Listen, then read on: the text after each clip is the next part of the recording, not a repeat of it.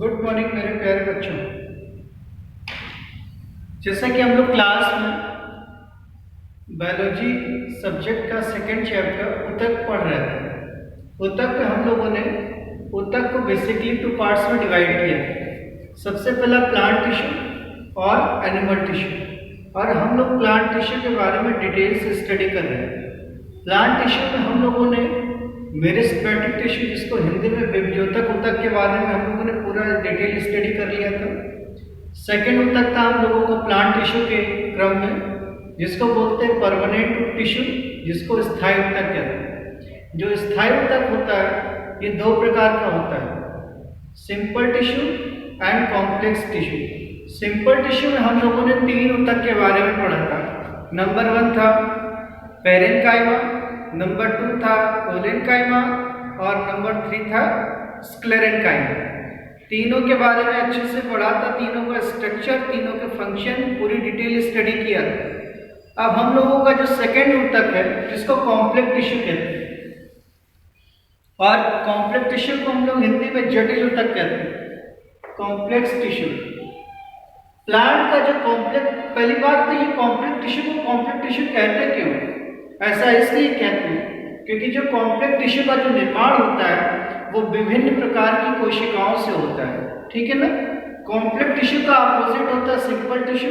Simple tissue ऐसे ऊतक होते हैं जिनमें एक ही प्रकार की कोशिका मिलकर के ऊतक का निर्माण करती है, लेकिन कॉम्प्लेक्स टिश्यू में विभिन्न प्रकार की कोशिकाओं से ऊतक का निर्माण होता है। पौधों में जो कॉम्प्लेक्स टिश्यू होता है ये 2 प्रकार का पाया जाता है। सबसे पहला जाइलम, दूसरा फ्लोएम। जाइलम मुख्यतः, जाइलम हो या फ्लोएम, ये मुख्यतः 4 प्रकार की कोशिकाओं से मिलकर बना हुआ।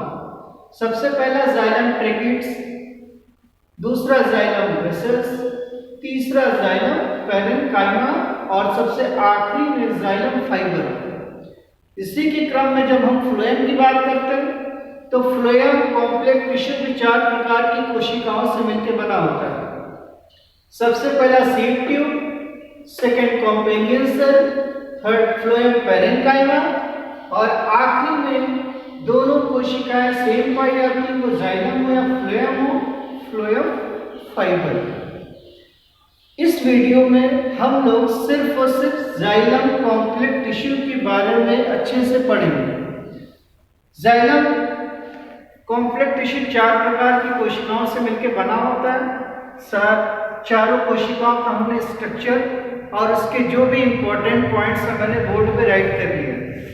सबसे पहला जाइलम ट्रैकिड्स। जो जाइलम ट्रैकिड्स होता है, जब आप जाइलम ट्रैकिड्स को बहुत ध्यान से देखेंगे तो जाइलम ट्रैकिड्स के दोनों किनारे पॉइंटेड होते हैं, नुकीले होते हैं। ये जाइलम ट्रैकिड्स का सबसे मुख्य लक्षण होता है कि इसके जो दोनों किनारे होते हैं ये नुकीले होते हैं।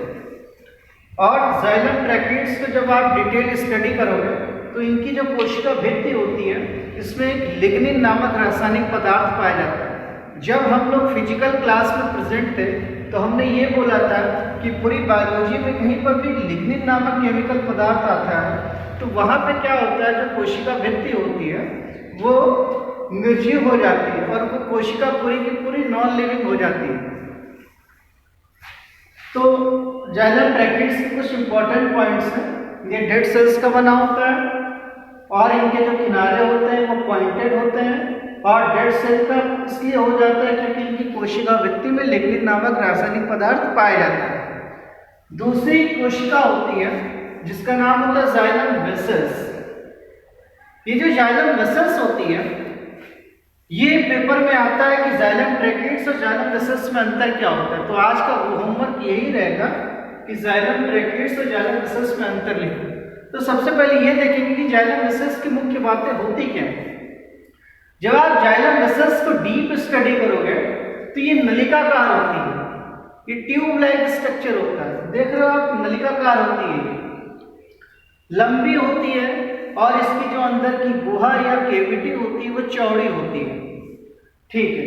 और ये जो जाइलम वेसल्स होती है इनका निर्माण कोशिकाएं क्या होती है, एक के ऊपर एक सज करके ये जाइलम वेसल्स का निर्माण करती है, ठीक। और जाइलम वेसल्स के निर्माण में कभी कभी क्या होता है, दो कोशिकाओं के बीच की जो दीवार होती है ये घुल जाती है, और अगर नहीं भी घुलती किसी कारणवश तो उनकी जो दीवार होती है वो छिद्रयुक्त हो जाती है, जिसको परफोरेटेड कहते हैं।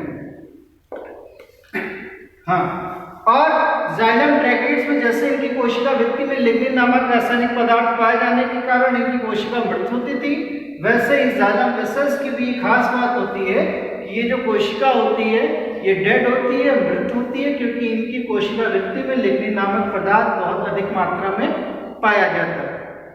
तीसरे प्रकार की कोशिका होती है जिसको जाइलम पैरेन्काइमा कहते हैं। जाइलम पैरेन्काइमा के बारे में सबसे इंपॉर्टेंट पॉइंट पहला ये है कि जो जाइलम पैरेन्काइमा होती है ये जीवित कोशिका होती है। किसी भी प्रकार की जो पैरेन्काइमा होगी वो हमेशा की हमेशा जीवित रहेगी, ये बहुत इंपॉर्टेंट पॉइंट है। और जो जाइलम पैरेन्काइमा होता है ये पानी के लैटरल कंडक्शन में इंपॉर्टेंट होता है। एक तो पानी ये नीचे से जड़ से आया ऊपर चला गया, लेकिन कभी कभी पानी को आप इधर भेजना चाहो तो इधर भेजने के लिए, जिसको लैटरल कंडक्शन या पार्श्वीय संवहन कहते हैं, उसके लिए सिर्फ जाइलम पैरेन्काइमा ही जिम्मेदार होता है। और जाइलम पैरेन्काइमा का मुख्य कार्य यह होता है कि खाद्य पदार्थ का संचय करने में काम आता है। जब हम लोग फिजिकल क्लास में प्रेजेंट थे तो हमने बताया था कि जो पैरेन्काइमा होता है इसका मुख्य कार्य खाद्य पदार्थों का संचय करने में होता है। वैसे ही उसी क्रम में जो जाइलम पैरेन्काइमा है उसका भी मुख्य कार्य खाद्य पदार्थों का संचय करना होता है। सबसे आखिरी में जो जाइलम की कोशिका होती है उसका नाम होता है जाइलम फाइबर। कहीं पर भी फाइबर का मतलब होता है ये मजबूती प्रदान करना। बायोलॉजी में अगर आप फाइबर को अच्छे से देखोगे, हम लोगों के मानव के शरीर में भी एक मोस्ट इम्पॉर्टेंट फाइबर पाया जाता है जिसको कोलेजन फाइबर कहते हैं। और कोलेजन फाइबर क्या होती है, शरीर को मजबूती प्रदान करती है। तो पूरी बायोलॉजी में कहीं पर भी फाइबर वर्ड आ जाए उसका काम ही होता है मजबूती प्रदान करना। अगर पौधों में फाइबर पाया जाएगा तो पौधों को मजबूती प्रदान करेगा।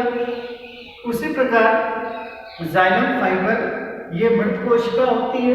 इंपॉर्टेंट बात है क्योंकि इनमें भी लिग्निन पाई जाती है, और इसका मुख्य कार्य पौधों को मैकेनिकल सपोर्ट यानी यांत्रिक शक्ति प्रदान करना होता है।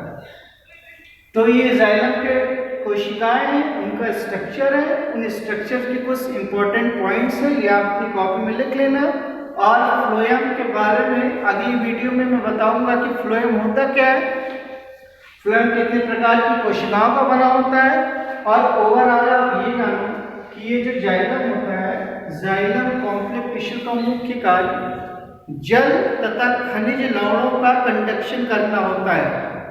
जड़ से तना से पत्तियों तक जो पौधों को जल और उनके साथ खनिज लवणों का संवहन होता है वो सिर्फ और सिर्फ जाइलम जिम्मेदार होता है।